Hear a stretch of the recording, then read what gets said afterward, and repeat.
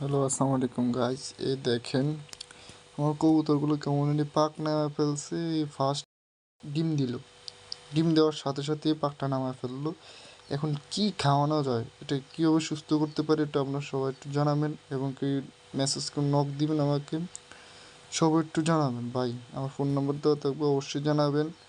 আর হলো এই কবুতরটা কেন হলো ডিম পাড়ার কারণ হলো এই ফার্স্ট ডিম পারলো কবুতরটা, এই ফার্স্ট হবাই বাচ্চা থেকে হয়ে আমার ঘরে হবে 5 ডিম পারলেই দেখেন মলগুলো কেমন সবুজ হয়ে গেছে।